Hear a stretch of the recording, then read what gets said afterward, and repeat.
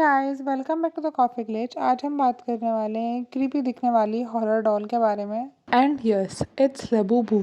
ये एक छोटी सी दिखने वाली चाइनीज डिजाइनर डॉल है जिसकी रीसेल वैल्यू अब लाखों में जा चुकी है।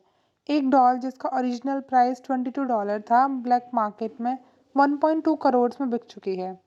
और अब हर इन्फ्लुएंसर, हर सेलिब्रिटी से फ्लॉन्ट कर रहे हैं जैसे ये कोई लग्जरी स्टेटस हो। लेकिन सोचने वाली बात यह है, क्या प्रोडक्ट सच में इतना वैल्यूएबल है या सिर्फ स्कार्सिटी और सोशल मीडिया ने इसे हाइप बना दिया है। ये हाइप सिर्फ लबूबू तक लिमिटेड नहीं है। Prime energy drink, Stanley cup सब एक ही पैटर्न फॉलो करते हैं।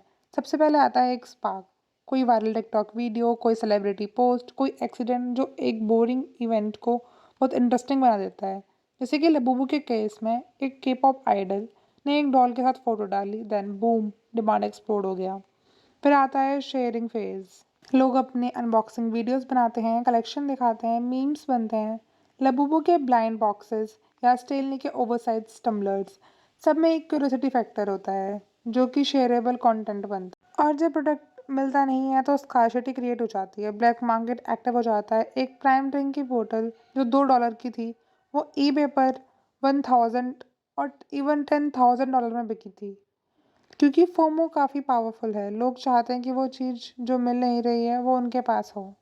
फिर आता है कल्चर लॉक-इन, जब ब्रांड एक नॉर्मल चीज़ से निकलकर लाइफस्टाइल सिंबल बन जाती है।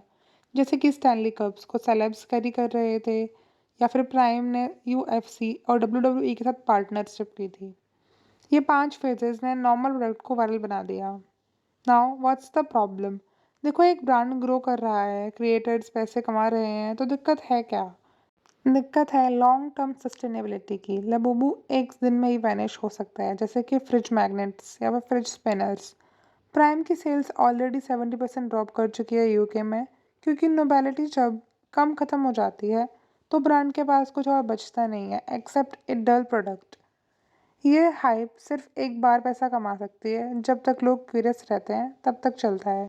इसका परफेक्ट कॉन्ट्रास्ट एग्जाम्पल है नाइकी एयर जॉर्डन्स। वो भी हाइप से ग्रो हुआ था, फिर उसने अपने आसपास एक कल्चर बिल्ड किया, एक ट्राइब बनाए और एक डीपर आइडेंटिटी से कनेक्ट किया। जॉर्डन पहनना एक स्टेटमेंट बन गया था, I belong to this culture. Apple एक परफेक्ट एग्जाम्पल है हैबिट बेस्ड ब्रांड का। लोग एप्पल के प्रोडक्ट इसलिए नहीं खरीदते कि उनकी आईफोन में कुछ यूनिक फीचर्स आए हैं, बल्कि इसलिए खरीदते हैं क्योंकि उनकी डेली लाइफ का एक पार्ट बन चुका है।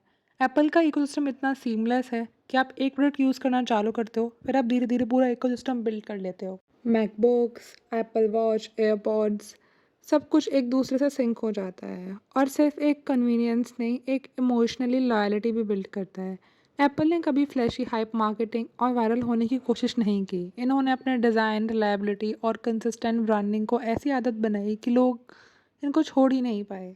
जब ब्रांड किसी की लाइफस्टाइल का पार्ट बन जाए तो आपको बार बार मार्केटिंग नहीं करनी पड़ती। लोग खुद ही नए वर्जन्स का वेट करते हैं, लाइन में लगते हैं और प्री ऑर्डर्स बुक करते हैं। It's the power of being a habit brand versus being a hype brand movement.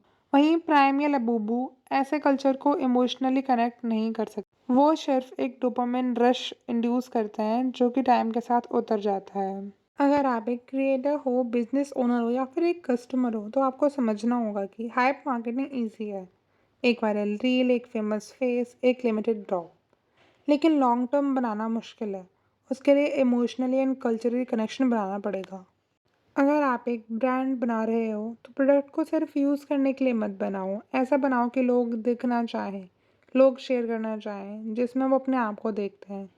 अगर आप एक कस्टमर हो तो सिर्फ हर बार अपने आप से ये पूछो, क्या मुझे ये चाहिए क्योंकि सब ले रहे हैं, या मुझे सच में इसकी ज़रूरत है। So that was whole marketing wheel, spark, sharing, scarcity, resale and the culture lock in. ये सारे पावरफुल टूल्स हैं। ये सिर्फ बिलियनर ब्रांड्स नहीं, आप भी यूज़ कर सकते हो responsibly. If you feel the video is informative then like the video and comment down below कि आपको कौन सा लास्ट प्रोडक्ट याद है जो आपने फोमो में खरीदा था। Till then, subscribe to the Coffee Glitch, stay aware, stay sharp and don't fall for filters.